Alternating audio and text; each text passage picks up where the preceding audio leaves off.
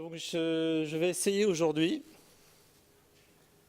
un exercice un peu difficile d'essayer de faire un peu un survey d'une expérience en Chine avec un groupe de travail et plusieurs séjours.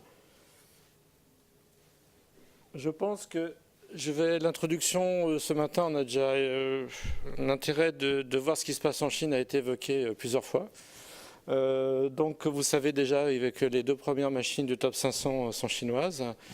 À droite, là, vous avez des courbes assez connues qui viennent du top 500.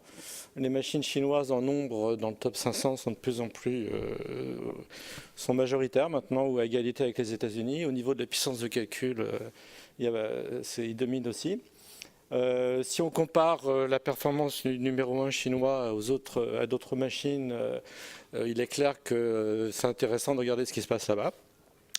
Par contre, évidemment, ils ont aussi toujours le projet de faire une machine exascale en 2020 pour 35 MW, c'est ce qui nous a été dit du moins.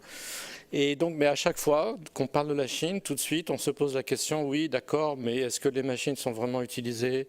Est-ce qu'il y a l'écosystème? Est-ce que vraiment ils font de la recherche propre dans le HPC, etc., etc. Et donc, on a pensé qu'un des meilleurs moyens, c'était d'essayer d'aller voir, de rencontrer les gens et éventuellement aussi de voir si on pouvait collaborer avec eux, en sachant qu'en collaborant, on peut déjà faire de la science et puis voir ce qu'il en est vraiment.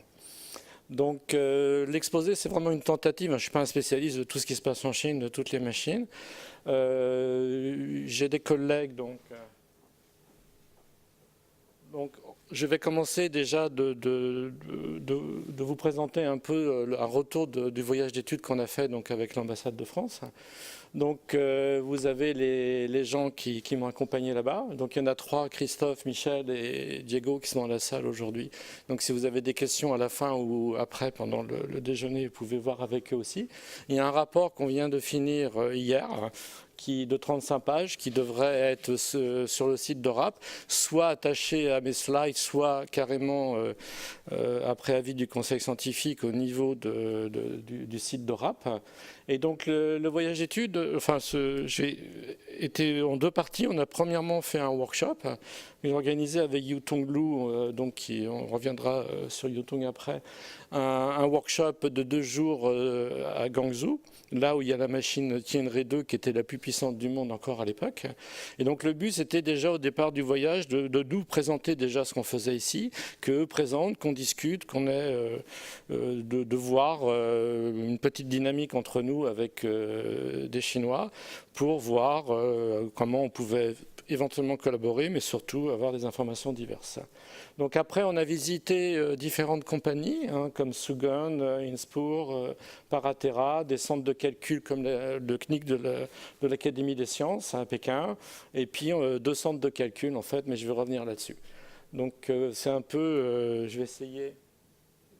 Alors, mes transparences sont un peu chargées, j'ai voulu donner beaucoup d'informations, mais déjà on est en retard.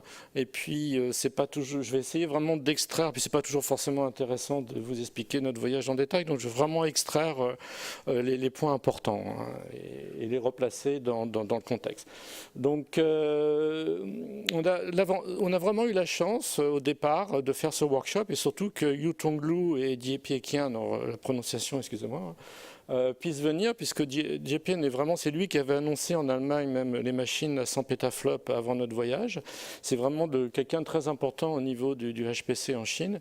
Et Yutong Lu était l'architecte en chef de Tianre 2 et de l'accélérateur Matrix 2000, et elle venait de prendre la direction. D'ailleurs, quand on a commencé à organiser le workshop à cet endroit, elle n'avait pas encore pris la direction du centre de calcul de Guangzhou. Donc on a vraiment eu la chance d'avoir des interlocuteurs quand même intéressants, et on a rencontré d'autres chercheurs et on a pu vraiment quand même avoir pas mal d'informations. Alors on a eu l'exposé de JPN était peut-être celui le plus intéressant d'un point de vue stratégique. Donc en fait il a confirmer évidemment les projets Exascale, confirmer la date de 2020. Bon, jusqu'à présent, toutes les machines à 100 pétaflops qui étaient annoncées pour la fin de cette année, il y en a déjà une à 93, et dans le prochain top 500, on verra, il faudra regarder en détail. Donc pour l'instant, ils n'ont pas été en retard. Bon, est-ce que ce sera la même chose pour l'Exascale? On verra. Et donc, comme vous savez, en plus, il y a eu le fameux embargo américain sur les processeurs Intel et GPU, qui a vraiment retardé. Ils nous ont vraiment dit que ça les a vraiment pénalisés. Bon, du coup, ils ont accéléré de faire de leurs propres processeurs. Mais la machine Tianrai 2A, qui devait être upgradée à base de Mac, était a priori sûrement la machine qui devait être la première machine sans pétaflop. Et du coup, bon, ils ont pris un retard. Et donc, ils ont toujours... bon, je reviendrai sur ce projet, de toute façon. Et on a eu la confirmation, toujours pareil, hein, moi je vous dis ce qu'on a été... la réalité, je ne sais pas plus que ce qui nous a été dit, qu'il y a 6 centres de calcul donc en Chine principaux. On en a visité 2 à Guangzhou, donc le centre où on était, et celui de Jinan, après je vais revenir. Donc il y a 6 grands centres de calcul qui se répartissent un peu les très grosses machines, entre le Tianrai 1 et puis jusqu'à la nouvelle. Et donc, un des points importants, vraiment, c'est qu'il a vraiment honnêtement dit, bon, sans surprise non plus, c'était un peu prévisible, mais que vraiment, le gros problème pour eux, c'est plus, je ne sais pas, de faire le hardware, mais de faire tout l'écosystème qu'il y a autour des nouveaux processeurs et des nouveaux matériaux qu'ils font, et aussi la formation de talent, le manque de talent, de gens pour programmer tout ça. Donc vraiment, on a établi des contacts qui serviront après, je reviendrai après. Et donc, il faut savoir que toutes ces machines sont vraiment donc intégrées dans ce qu'ils appellent la CN-grille. Donc, tous ces centres de calcul nationaux, plus des universités, etc., sont vraiment sur une grille qui les interconnecte, etc. Alors après, dans les détails, comment c'est géré, est-ce qu'il y a du support, des trucs, ça... d'autres visites et d'autres collaborations seraient nécessaires. Donc là, pour l'exposé de Yutong, donc elle a revenu surtout sur son projet donc de la machine Tianrai 2.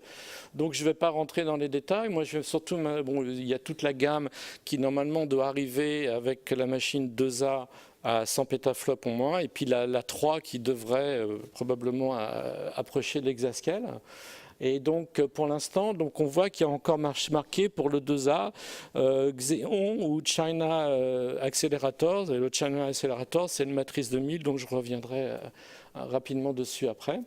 Et donc, on voit qu'il y a tout, bon, que c'est pensé depuis le départ et ils essayent de s'adapter aux différents embargos et contextes, mais tout était prévu, ils ont juste accéléré et un peu changé. Donc, et ça, c'est une des 2 voies. En parallèle, il y a ça, et puis il y a la gamme Sunway, dont la machine la plus puissante, que je reviendrai tout à l'heure. Et ça, c'est les 2 connus. À mon avis, ce n'est pas à exclure qu'il y a d'autres projets. Donc au niveau des applications qui nous ont été montrées, il n'y a pas, bon, c'est le passage à l'échelle surtout au niveau d'avoir des maillages et des nombres de données de plus en plus grands. Et avec beaucoup de projets sur les smart cities justement autour de Guangzhou et des choses qui sont plus un peu plus avec des impacts sociétaux un peu différents. Enfin, mais c'est pas que chez eux, ça se généralise de plus en plus, mais ils suivent vraiment au niveau des applications aussi tout ce qui se passe, l'évolution logique par ailleurs. Donc, alors, Tianrai 2, ce qui a été bien, que Yutong a vraiment insisté, c'est justement le lien entre le big data et le HPC. Surprise. Comme depuis ce matin et un peu partout maintenant, le HPC et le big data sont de plus en plus associés. Mais eux, donc, Gérard, bon, ça se fait de plus en plus, mais déjà, au niveau des stacks, des piles logicielles, on voit à la fois MPI, OpenMP, et d'un autre côté, Hadoop et Spark. Au niveau donc, ils ont essayé, du moins au niveau de la spécification, il faudrait voir un peu dans les détails, dans la pratique, mais ils ont vraiment intégré de mettre MPI, OpenMP et tout au niveau du même niveau, au niveau des piles. Et donc, je suppose pouvoir intégrer et utiliser les 2. Donc là, il y a vraiment, ils sont peut-être pas tout à fait les seuls, mais ils sont vraiment pas en retard. Et pour ma part, avec entre autres Gabriel Antoniou de l'INRIA, on a vraiment estimé que c'était quelque chose de peut-être pas en avance, mais vraiment, vraiment à jour. Et donc là, ils ont vraiment insisté. Alors, il y a des centres de calcul qui intègrent déjà le HPC et le Big Data ensemble, dans leur mission, entre guillemets, puis d'autres, comme à Guangzhou, ce n'était pas le cas, mais où ils essayent de faire de plus en plus de choses entre eux. Donc ensuite, on a visité, donc je vais aller assez vite là, hein, de différentes petites sociétés et des labs, bon, pour avoir une idée. Donc je le fais rapidement, mais c'est important de voir quand même qu'il y a différents acteurs. Donc là, il y a Paratera, qui est une société qui fait des logiciels d'analyse de performance de données, enfin plein de choses qui sont très utiles autour du HPC. De l'avis général du groupe, c'était pas révolutionnaire. Il y a des choses qui se font à l'extérieur, dehors, qui sont peut-être aussi bien, voire mieux. Mais il y a la compétence. Ils sont ils sont capables de développer des choses et ils créent en fait enfin une sorte de toutes les sociétés, enfin ils créent, disons, il y a toutes les sociétés et tous les composants pour faire du HPC de manière efficace. Enfin, de manière efficace, d'avoir tous les acteurs du moins. Et donc ensuite, on a visité l'université Tsinghua à Pékin, qui est considérée donc comme la meilleure, ou une des meilleures, mais sûrement la meilleure en Chine, où là, vraiment, il y a une équipe qui fait du HPC, et qui a un rôle très important au niveau de l'évaluation des projets nationaux et qui est impliqué énormément, si on a bien compris, au niveau des procédés peut-être pas de décision, mais d'expertise, etc. Donc une équipe d'universitaires qui est très importante, et dans le même lab, ils font, moi j'étais étonné, ils font beaucoup de HPC, mais ils font beaucoup de grid et de cloud, et c'est les mêmes équipes et le même lab, etc. On a bien pu voir les différents travaux. Donc ça, c'est vraiment à la fois des sociétés qui sont capables de développer du logiciel et des chercheurs, des universitaires qui sont connectés à tous ces projets. Donc ensuite, on a visité un des instituts de l'Académie des sciences chinoise, donc ce qui est vraiment un des gros acteurs de la science en Chine. Et entre autres, bon, on n'a peut-être pas visité le meilleur institut, mais il se trouve que j'étais visiting professor là, donc c'était le plus simple. Et il faut savoir que pendant le temps que j'étais là-bas, il y en a beaucoup qui faisaient du HPC, qui ont été priés, au sens chinois du terme, de se mettre à faire du deep learning. Donc il y en a beaucoup qui ont shifté du deep learning, comme ça, à toute une partie de l'Institut. Et donc c'était intéressant de voir le procédé. Et donc on a eu plusieurs exposés, nous aussi on a fait des exposés, on a échangé beaucoup avec les gens. Donc on voit quand même que au niveau de beaucoup d'instituts, parce qu'il y a d'autres instituts de l'Académie des sciences qui travaillent là-dessus, le HPC est vraiment présent, et le big data aussi. Il y a vraiment des collaborations possibles et des sujets très intéressants. Il y a l'Académie des sciences a son propre réseau interconnectant ses centres de calcul. Donc ils ont plusieurs centres de calcul, je vais revenir après là-dessus. Donc justement, on a visité un centre de calcul, le centre de calcul qui normalement est un de ceux à gauche là, qui consomme énormément qui est utilisé énormément par l'Académie des sciences. Donc il y a toute la gamme des machines. On a été assez surpris quand même, on a eu vraiment des... Bon là, je fais une synthèse des résultats, mais il faut savoir que ça n'a pas toujours été simple pour nous de comprendre tout ce qui se passe, et là notre visite a été pour le moins étrange. C'est-à-dire on n'était pas trop entendu, il y a eu des problèmes d'organisation qu'on pense assez liés à des problèmes internes entre les Chinois. Donc c'est le seul moment du talk que je dirais ça, mais c'est quand on travaille avec la Chine, c'est parfois un peu difficile de comprendre tout ce qui se passe. Et parfois, c'est pour ça qu'aussi il faut, parfois quand on fait l'analyse, pas toujours. Là, par exemple, centre de calcul, on pourrait dire que c'était vraiment nul, etc., parce que la visite a été très, très particulière, mais ça serait peut-être une erreur, parce que derrière, il y a quand même une utilisation des machines, etc. Donc, il faut savoir qu'il y a ce réseau de machines assez importantes qui, par moments, ont été très haut dans le top 500 et qui calculent pour l'Académie des sciences, ils ont leur propre réseau. Donc ensuite, on a visité plusieurs compagnies, donc Inspur et puis Sugon. Je vais accélérer un peu. Et donc les nouveaux, j'en parlerai un peu après. Donc Sugon représente 10% des machines du top 500. Donc pas forcément la mieux placée, 67e maintenant, mais enfin ils ont quand même une capacité de développer des machines assez efficaces. Donc ils proposent un nouveau machine qui s'appelle le Cube, là, dans lequel on a pu rentrer, visiter, etc. Et donc ils ont des capacités réelles de faire des machines performante, donc avec une architecture et des choses qu'on retrouve par ailleurs de manière classique, avec à l'époque des Macs, du CPU, avec de la tolérance aux pannes au niveau des réseaux, et puis des réseaux de type grille 3D. Pardon. Et donc Inspur, donc après on a visité Inspur, qui est aussi un des deux autres qui sont capables de faire du hardware et qui probablement plus tard, si c'est le cas, et je pense que ce sera le cas, commercialiseront les grosses machines chinoises. Donc ils reposent déjà sur une bonne proportion de... Ils vendent énormément de serveurs, de toute façon Alibaba, Baidu, etc. Donc ils ont un marché déjà bien stabilisé.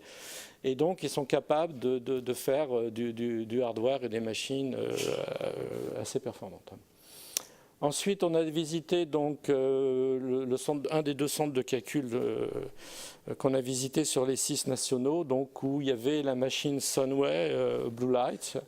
Donc, quand elle a été, on ne voit pas très bien, mais quand elle a été annoncée au lancement, elle était 14e, maintenant 120e, donc bon, elle est un peu dépassée. Mais ça a été une brique de base importante et une étape importante pour construire après la Sunway, qui est numéro 1 maintenant. Donc, on voit toute une évolution et une utilisation dans les centres de calcul pour arriver donc et ça c'est une des voies donc aussi vers l'Exascale. Il y a la voie Tianray et la voie Sunway qui a commencé là et qui se poursuit avec la machine. Donc maintenant, ça c'est un peu ce qu'on a vu pendant le voyage d'études. Donc il y a le rapport de 35 pages qui va être mis en ligne bientôt, qui est plus détaillé évidemment. Là j'ai essayé juste de montrer les interlocuteurs et quelques points importants. Juste rapidement, deux visites que j'ai fait par ailleurs, donc à l'Institut du software de l'Académie des sciences chinoise. Alors là, par contre, au niveau algèbre linéaire, au niveau parallélisme, j'ai vraiment eu des interlocuteurs. J'ai discuté très longtemps avec eux lors de séminaires et tout. Et vraiment, c'était des gens qui font du très bon travail, qui collaborent avec Argonne, qui ont une collaboration régulière avec Argonne. J'ai discuté d'anciens collègues de Yale avec les gens de là-bas qui ont été aussi. Ils collaborent avec l'Allemagne. Donc vraiment des équipes avec qui moi, franchement, j'aimerais bien travailler. Et donc, c'est un des instituts avec l'ICT qu'on n'a pas pu visiter pour différentes raisons. Il y a eu des talks qui ont été annulés, des choses comme ça, pour des raisons qui étaient un peu justement... voilà. Et donc, c'est vraiment un endroit très important. Donc, il ne me reste plus beaucoup, je vais accélérer. Vous trouverez les slides. Donc, le projet Matrice 2000 qui devait être justement pour le Tianray 2A a été plus ou moins, alors certains disent abandonné ou reconverti dans d'autres domaines de l'industrie chinoise, puisque maintenant, c'est surtout le processeur ARM qui va remplacer sûrement sur Tianray 2A les Macs qui étaient prévus. Et donc là, les Chinois ont développé leur propre processeur ARM qui s'appelle Mars, donc avec 8 cœurs, etc. Donc ça, c'est opérationnel. Donc la machine Sunway numéro 1, donc, qui a 93 pétaflops au Linpack, mais il faut savoir qu'elle a 0,371 pétaflops au test du gradient conjugué. Mais ceci étant dit, ce n'est pas la seule à avoir une telle différence. Donc le Linpack, que cette machine, on sait très bien qu'elle a des problèmes de mémoire, de réseau, etc., qu'elle est très bien pour le Linpack, pas pour d'autres choses. Néanmoins, quand même, bon, vu la différence de puissance, elle a un intérêt majeur quand même pour faire des tests et travailler. Mais donc là, il y a le rapport de Dongara aussi qui est disponible. Donc j'ai repris avec son autorisation une bonne partie des trucs dans le rapport que je parle. Donc là, c'est un peu, il y a à peu près, il y a 64, il y a des grilles à l'intérieur de 64 cœurs interconnectés par un network on chip 8.8 avec donc toutes les performances que là, jusqu'à 260 cœurs donc sur chaque chip. Et donc pour un total de 10 millions de cœurs, un peu plus de 10 millions de cœurs sur la machine. Et ça, c'est donc la suite du projet Sunway qu'on a vu tout à l'heure. Et le processeur était la suite donc, du processeur qui était dans la première machine dans le centre de calcul. Donc ça, je vais shifter. Sur la conclusion. Donc bon, j'ai essayé de montrer vraiment les différents acteurs, les machines. C'est clair que bon... il y a énormément de de travaux qui sont faits sur le HPC, c'est stratégique pour eux, c'est clair. Ils savent qu'au niveau, c'est pas gagné au niveau de l'écosystème de former des gens, donc c'est pour ça qu'ils sont intéressés par des collaborations internationales. Et ils ont au moins 2 projets pour l'Exascale, donc le Tianre 3 qui sera sûrement avec une version du ARM avec les extensions vectorielles qui a été annoncée à Hotchip et dont les Fujitsu est déjà en train de faire une chip et les Chinois aussi probablement. Donc tout ça, ça va être à vérifier. Et donc l'autre qui sera la gamme Sunway avec un processeur de type RISC. Et donc il y a vraiment 2 voies qui devraient aboutir. Et donc par contre, donc, ils ont aussi cette volonté d'intégrer le big data et le HPC comme beaucoup de gens.